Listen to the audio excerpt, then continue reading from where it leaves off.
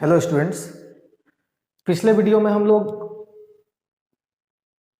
Anther के एक slice को स्टडी कर रहे थे, मतलब एंथर के एक पतले से टुकड़े को स्टडी कर रहे थे और उस बेसिस पर यह बताया जा रहा था कि एक एंथर का दो कंपोनेंट होता है मेनली। पहला एंथर वॉल होता है जो 4 लेयर का बना होता है, एपिडर्मिस, एंडोथीसियम, मिडिल लेयर और टपेटम।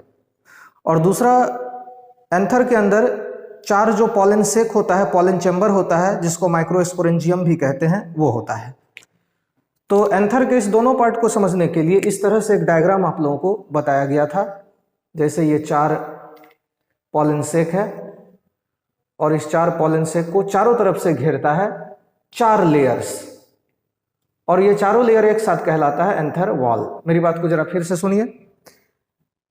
एंथर के एक स्लाइस का डायग्राम इस तरह से था और इसको स्टडी करने के लिए एक सेंटेंस लिखाया गया था कि एक एंथर का दो कंपोनेंट होता है। पहला एंथर वॉल, ये एंथर वॉल, और उसके बाद ये जो 4 स्ट्रक्चर है जिसको हम लोग बोलते हैं माइक्रोस्पोरेंजियम। इसी का नाम पॉलन सेक है और इसी का नाम पॉलन चैम्बर है। तो हम लोगों ने एंथर वॉल को पढ़ लिया था, जहां पर मैं बताया था कि इस एंथर वॉल का 4 लेयर्स होता है, जिसका नाम एपिडर्मिस, एंडोथीसियम, मिडिल लेयर और टपेटम था। अब हम लोगों को दूसरे कंपोनेंट को देखना है एंथर का इस पॉइंट ऑफ व्यू से, जिसे माइक्रोस्पोरेंजिया कहते हैं। चूंकि इसकी संख्या 4 है तो एक को माइक्रोस्पोरेंजियम और एक से ज्यादा को माइक्रोस्पोरेंजिया, पॉलन सेक्स और पॉलन चैम्बर्स, इसका 3 नाम है, microsporangia, pollen sex, pollen chambers. तो ये हेडिंग है और संख्या इसकी 4 है। ये काफी आसान इंफॉर्मेशन है जो डायग्राम से पता चल रहा है। लेकिन कभी कभी जिस एंथर में केवल एक लोब होता है वहां पर ये 2 होगा। तो खैर व्हाट इज इट्स नंबर ये इंपॉर्टेंट नहीं है, हालांकि जनरली 4 होता है। इंपॉर्टेंट यह है कि शुरू में ये जो खाली जगह है इसमें जो ग्रुप ऑफ सेल होता है, जो टिश्यू होता है, उसका नाम स्पोरोजिनस टिश्यू है। और फ्लावर के मैच्योरिटी के साथ यह स्पोरोजिनस टिश्यू बदल जाता है पॉलन ग्रेन में। तो चूंकि हम लोग एक मैच्योर फ्लावर को पढ़ रहे हैं तो निश्चित रूप से मैच्योर फ्लावर के एंथर के यहां पर पॉलन ग्रेन होगा, जो पहले स्पोरोजिनस टिश्यू होता है और वही मैच्योर होने पर पॉलन ग्रेन में बदल जाता है।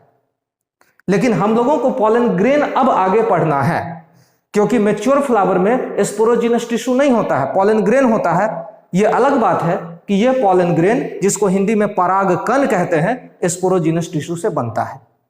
तो पहले सेंटेंस पर ध्यान दीजिए। Initially they are filled with sporogenous tissue. शुरू में यह सब भरा होता है स्पोरोजिनस टिश्यू से, यह स्पोरोजिनस टिश्यू से। That develops as pollen grain, जो बाद में डेवलप कर जाता है किस रूप में? पॉलन ग्रेन में। अब हम लोगों को पॉलन ग्रेन्स पढ़ना है। चूंकि हम लोग मैच्योर फ्लावर को पढ़ रहे हैं तो आगे हेडिंग है पॉलन ग्रेन्स, इसी को माइक्रोस्पोर्स कहते हैं। पॉलन ग्रेन और माइक्रोस्पोर में एक छोटा सा डिफरेंस है, एक मेटिकुलस डिफरेंस है, एक बहुत ही महीन अंतर है।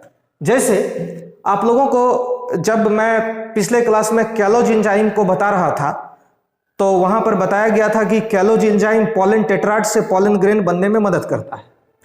तो जरा मेरी बात को फिर गौर से सुनिएगा। हालांकि इस बात को आगे प्रोसेस में डिटेल में बताया ही जाएगा, लेकिन फिलहाल इस मेटिकुलस डिफरेंस को समझने के लिए इस कंसेप्ट को जानना होगा, इस डिस्कशन को सुनना होगा। देखिए, स्पोरोजिनस टिश्यू का एक सेल कहलाता है माइक्रोस्पोर मदर सेल, और फिर जब यह मियोसिस करता है तो इससे एक साथ 4 सेल बनता है और ये चारों सेल आपस में जुड़ा होता है। इस कंप्लीट स्ट्रक्चर का नाम पॉलन टेट्राड है। इस पॉलन टेट्राड का प्रत्येक सेल जब टेट्राड से अलग होता है, इसमें कैलोज एंजाइम मदद करता है और इसको बोलते हैं हम लोग माइक्रोस्पोर। क्या कहते हैं? माइक्रोस्पोर। और यह माइक्रोस्पोर जब पूरी तरह से मैच्योर होता है तो यह 2 सेल वाले स्ट्रक्चर में बदलता है, एक सेल जो बड़ा होता है और एक दूसरा सेल जो इसके अंदर होता है। तो इस माइक्रोस्पोर से इस 2 सेल वाले स्ट्रक्चर का जो फॉर्मेशन होता है, इसी स्ट्रक्चर को हम लोग बोलते हैं पॉलन ग्रेन। बात समझ गए? तो ये छोटा स्ट्रक्चर है और इससे बनने वाला यह मैच्योर स्ट्रक्चर है। ये सिंगल सेल है और ये डबल सेल है। फिलहाल हम पॉलन ग्रेन हेडिंग में डाले हैं और ब्रैकेट में माइक्रोस्पोर लिखे हैं, but there is a meticulous difference between pollen grain and microspore, वो आप लोगों को बता दिया गया है। ठीक है। अब देखिए, इसी पॉलन ग्रेन के इस छोटे वाले सेल से मेल गैमेट बनता है। तो चूंकि पॉलन ग्रेन से मेल गैमेट बनता है, तो जो मेल गैमेट को बनाएगा उसे बोलेंगे मेल गैमेटोफाइट। इसीलिए चूंकि पॉलन ग्रेन मेल गैमेट को बनाएगा, तो पॉलन ग्रेन के इंट्रोडक्शन के परिचय के पहले सेंटेंस के रूप में लिखा हुआ है कि पॉलन ग्रेन पहला सेल है मेल गैमेट को बनाने वाला, यानी कि मेल गैमेटोफाइट का। पॉलन ग्रेन मेल गैमेट को बनाता है, इसीलिए मेल गैमेटोफाइट कहलाता है। तो पॉलन ग्रेन वो पहला सेल है, ठीक है, जो मेल गैमेट को बनाता है, यानी कि मेल गैमेटोफाइट का ये पहला सेल है। और ये हैप्लोइड होता है, मतलब इसमें क्रोमोसोम का एक सेट होता है। वो कैसे होता है तो प्रोसेस में देखेंगे। गोलाकार हो सकता है, अंडाकार हो सकता है और अनियमित हो सकता है। और पॉलन ग्रेन गोलाकार, अंडाकार या अनियमित हो, किसी भी शेप का हो, इसका जो डायमीटर है, इसका जो व्यास है, वह 25 से 50 म्यूएम होगा, 25 से 50 म्यूएम होगा, माइक्रोमीटर होगा।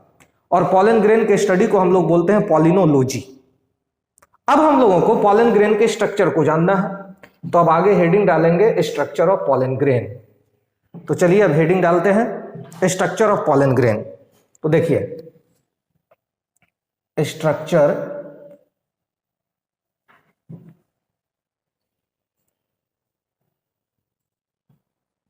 Of pollen grain. और जैसा कि आप लोगों को बताया गया है, जब भी किसी स्ट्रक्चर का स्टडी होगा तो वह स्ट्रक्चर अपने आप में पूरा होना चाहिए, संपूर्ण होना चाहिए, और उसे टिपिकल बोलते हैं। तो इसीलिए यहां हमें लिखना होगा, और टिपिकल पॉलन ग्रेन मतलब एक जो संपूर्ण पॉलन ग्रेन है वो बना होता है, यानी कि कंसिस्ट्स ऑफ 4 कंपोनेंट्स, 4 कंपोनेंट का, मेनली मुख्य रूप से। अब वो कंपोनेंट कौन कौन सा है? पहला कंपोनेंट कहलाता है वेजिटेटिव सेल,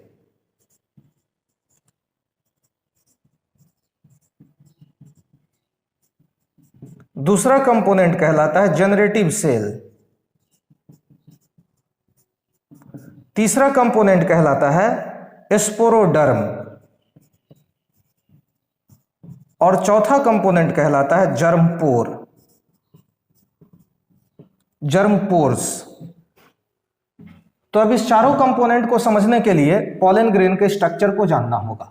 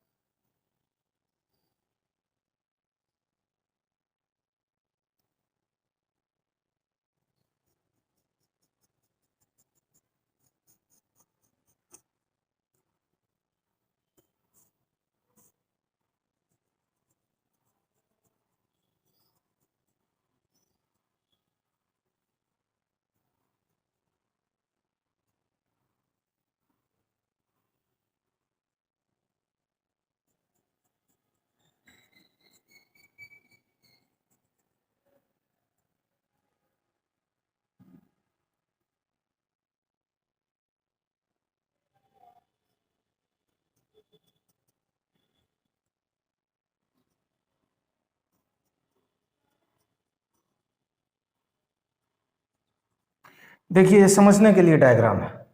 ये पॉलन ग्रेन जो काफी छोटा होता है, क्योंकि इसके डायमीटर की बात अभी हुई थी, केवल 25 से 50 μm। और इस छोटे से स्ट्रक्चर को समझने के लिए ये डिटेल डायग्राम है। और पॉलन ग्रेन का ये कटा हुआ हिस्सा है, मतलब कि TS है, ट्रांसवर्जल सेक्शन है। किसका? तो पॉलन ग्रेन का। अब देखिए ये जो बड़ा वाला सेल है, इस बड़े वाले सेल को बोलेंगे वेजिटेटिव सेल। Vegetative cell. और ये बड़े वाले सेल का न्यूक्लियस है, और इसको बोला जाएगा ट्यूब न्यूक्लियस। और इसके अंदर ये जो छोटा वाला सेल है, इस छोटे वाले सेल को बोलेंगे जनरेटिव सेल। और इसी से बनता है मेल गैमेट। और ये जो आप स्ट्रक्चर देख रहे हैं दो, ये खाली जगह है बड़े वाले सेल के साइटोप्लाज्म में, जिसे कहेंगे वैक्यूल। और ये दो लेयर है। अंदर वाला लेयर इंटाइन है, अंदर वाला लेयर इंटाइन है, और बाहर वाला लेयर एक्साइन है। और इस दोनों लेयर को एक साथ क्या बोला जाएगा? स्पोरोडर्म। इस दोनों लेयर को एक साथ बोलेंगे स्पोरोडर्म। और इस स्पोरोडर्म में जहां पर बाहरी लेयर नहीं होगा, केवल अंदर का लेयर होगा, केवल इंटाइन होगा, इस खाली जगह को बोला जाएगा जर्म पोर। तो पॉलन ग्रेन के इस कटे हुए हिस्से से, इस ट्रांसवर्जल सेक्शन से हम लोग चारों कंपोनेंट को देख लिए। क्या देखे? बड़ा वाला सेल वेजिटेटिव सेल है, इसका न्यूक्लियस ट्यूब न्यूक्लियस है। उसके साइटोप्लाज्म में ये जो छोटा सेल है, इसका नाम जनरेटिव सेल है। दो लेयर का स्ट्रक्चर स्पोरोडर्म है, अंदर वाला लेयर इंटाइन है और बाहर वाला लेयर एक्साइन है। और यही जो बाहर वाला लेयर एक्साइन है, यह स्पोरोपोलिनिन का बना होता है, जिसको यहां पर डिपॉजिट होने में हेल्प करता है उबिस बॉडी, जो कि टपेटम से सेक्रेट होता है। और यह स्पोरोपोलिनिन जो एक्साइन को बनाता है, तो स्पोरोपोलिनिन से एक्साइन बने होने के कारण पॉलन ग्रेन काफी लंबे समय तक प्रिजर्व्ड रह जाता है, संरक्षित रह जाता है, सुरक्षित रह जाता है, खराब नहीं होता है। इसको हम लोग जब स्पोरोडर्म पढ़ेंगे तो वहां पर फिर लिखेंगे और फिर से समझेंगे। और इस स्पोरोडर्म में जहां पर बाहरी लेयर नहीं होता है, यानी कि एक्साइन नहीं होता है, केवल इंटाइन होता है, उसे बोलते हैं जर्मपोर, जिसकी संख्या 1 से लेकर के 3 हो सकती है। और इसी जर्मपोर से ये बड़ा वाला सेल जो है यह जनरेट हो जाता है, यानी कि वेजिटेटिव सेल जनरेट हो जाता है, अंकुरित हो जाता है।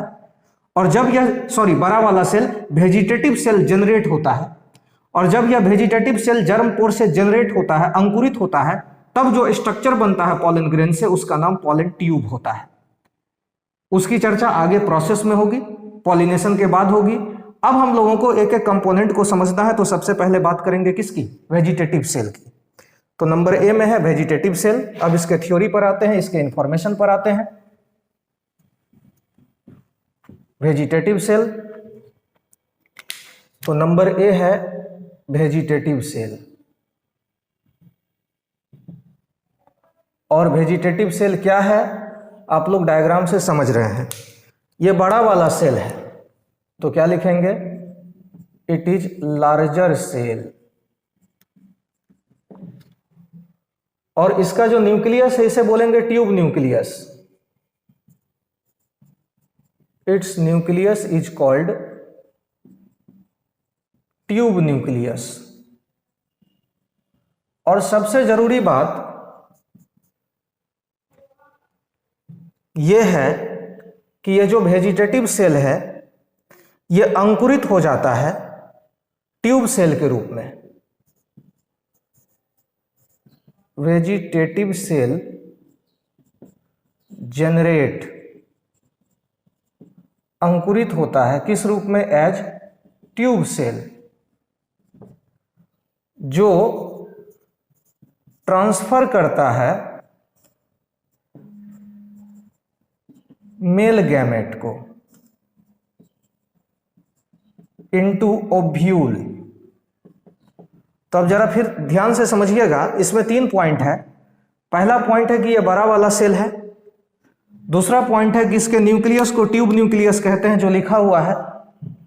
और जो तीसरा पॉइंट है वो सबसे इंपॉर्टेंट है कि यह बड़ा वाला सेल वेजिटेटिव सेल जनरेट हो जाता है, अंकुरित हो जाता है ट्यूब सेल के रूप में, जो मेल गैमेट को ट्रांसफर करता है ओव्यूल में।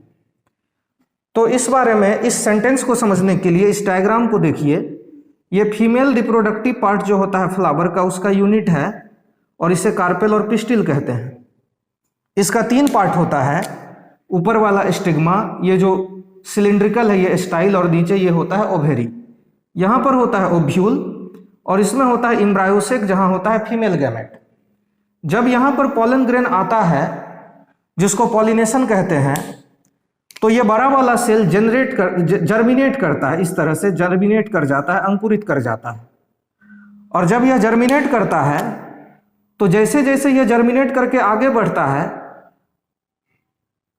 आगे बढ़ने के साथ यह अपने अंदर के मेल गैमेट को इस तरफ लाता है और फाइनली मेल गैमेट ओव्यूल में आता है और फीमेल गैमेट के साथ फिर वो जुड़ता है। इसको हम लोग डिटेल में आगे प्रोसेस में पढ़ेंगे। फिलहाल इस सेंटेंस को समझना है कि वेजिटेटिव सेल अंकुरित होता है ट्यूब सेल के रूप में। अब ये ट्यूब सेल है और नीचे की तरफ अंकुरित होता है और फिर यह मेल गैमेट को ट्रांसफर करता है कहाँ पर? ओव्यूल में। यह है इस वेजिटेटिव सेल के बारे में इंफॉर्मेशन। अब हम लोग दूसरे सेल पर आते हैं जिसका नाम क्या है? जिसका नाम है जनरेटिव सेल। अब देखिए जनरेटिव सेल क्या है। तो जनरेटिव सेल छोटा सेल है जिसको कि मैं यहां पर रेड कलर में बनाया हूं, और यह वेजिटेटिव सेल के साइटोप्लाज्म में तैरता है, फ्लोट करता है। और यह जनरेटिव सेल जो है यह मेल गैमेट में बदल जाता है। बात समझ गए? तो क्या है जनरेटिव सेल? यह छोटा सेल है, it is a smaller cell.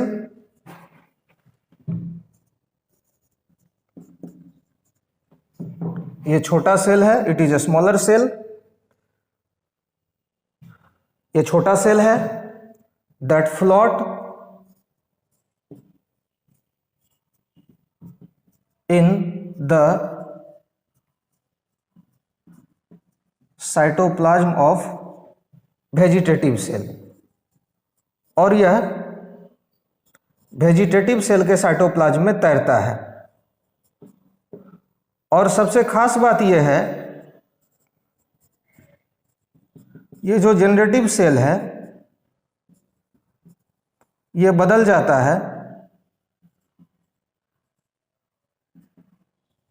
Male gamete में।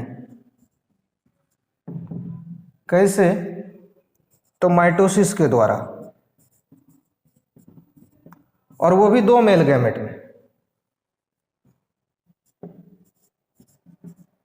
2 मेल गैमेट्स।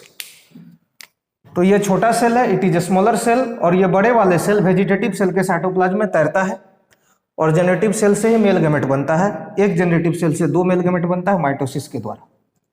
अब हम लोग पॉलन ग्रेन के तीसरे कंपोनेंट पर आते हैं जिसका नाम है स्पोरोडर्म।